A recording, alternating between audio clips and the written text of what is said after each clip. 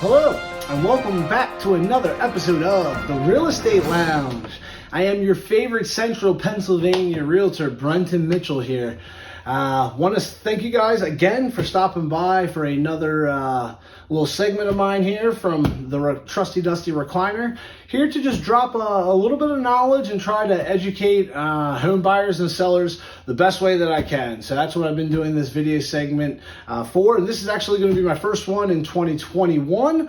I apologize for being so lackadaisical and keeping my viewers waiting, but I am here to talk about the 2021 real estate market and what we have, the trends we've been seeing and what we project is going to happen here throughout the rest of the year as far as the housing outlook for buyers and sellers. So this is going to be a two-part segment. This first one here is going to be buyer specialty, and then stay posted. I will be posting a second video that is going to be more targeted for sellers. So just try to give people a better idea as to what to expect this coming year in real estate. Stay tuned. One of the first things that I would like to start off by talking about is a couple statistics that have came to fruition over the last couple of years as far as the housing market is concerned that I think really do a great job of kind of shaping the market that we're in right now. It is no secret that we are in a pretty heavy seller's market right now, and you've actually had a 15% increase in the average sale price through 2020 to 2021. So just over January of last year to now, you've actually seen a pretty decent increase in the average medium sales price here in central Pennsylvania. That being said, you've also seen a 20% decrease in the average day on market from 2020 to 2021.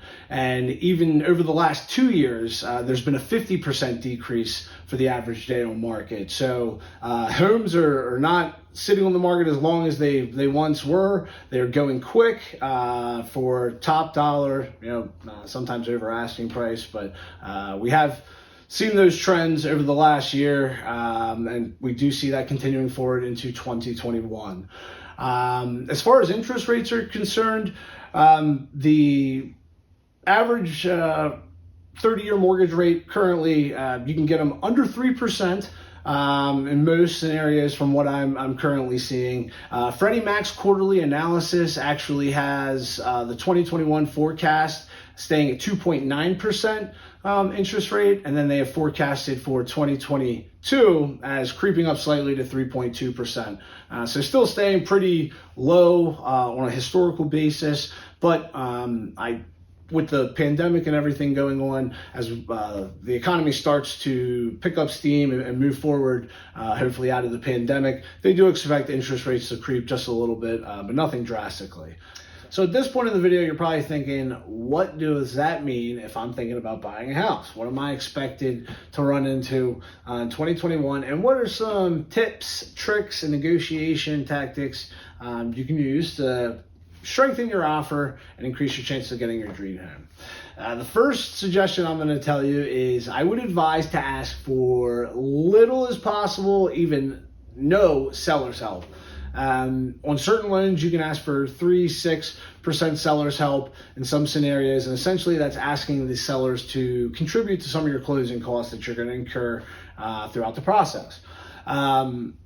Because of how many buyers are on the market and being such low inventory, sellers kind of know that they can expect a offer of what they're asking with no seller's help, if maybe very little.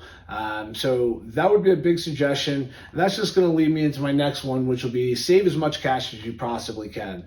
Even if you're doing a USDA and VA where it's 100% finance loan, FHA little as 3.5%, I would still advise to save as much cash as you can, because what that is going to do is that's going to allow you to ask for the least amount of sellers as possible. It's going to increase your flexibility with the offer that you're presenting. And that's going to be my third thing, is to be flexible with your offer. You have a lot of people right now structuring offers where they will even offer an inspection buffer, if you will. And essentially that'll say is they will cover up to X amount of dollars in repairs throughout the process. So if they get an inspection, an appraisal, and estimated repairs are $2,000 or $3,000, they might write up an offer beforehand that says we'll cover repairs, anything within $2,000. So you do see that happening a lot more often. You also see a lot of people that are maybe going over asking price and also insuring their offer over asking price, depending on the appraisal. So, if the house is listed for $300,000 and that's what you're pre-approved for $320, and you offer $320, but let's say it only appraises for $310. The bank is only going to give you $310. So some people will structure their deals where they will guarantee a certain amount over appraisal price, whether it be $5,000, $10,000, $15,000 in some scenarios. So you do see people guaranteeing their offers regardless of the appraisal in this current market, which is something that you haven't seen in past years. So a couple things that people who really want a house, they will go above and beyond in some scenarios to get it. And that's including paying more than the appraised value. And then another thing that some people are doing, which me personally I'm not a huge fan of, but you'll even have some people that will waive the inspections. When you're going through the process of getting something under contract to go into the closing table, you'll often have the hurdle of getting over the inspection period, as well as going through the appraisal process. So some sellers will look at it as one less hurdle to get through, and they don't have to even worry about an inspection. Not something I'm very fond of, but we have seen it in this insane market over the last year, and kind of expect to see it going forward over 2021. So those are a couple of my tips, tricks, and suggestions for you guys in order to solidify your buy and try to be as appealing as you can when making an offer. So I want to thank you guys for stopping by, and for also in the market of maybe selling a home.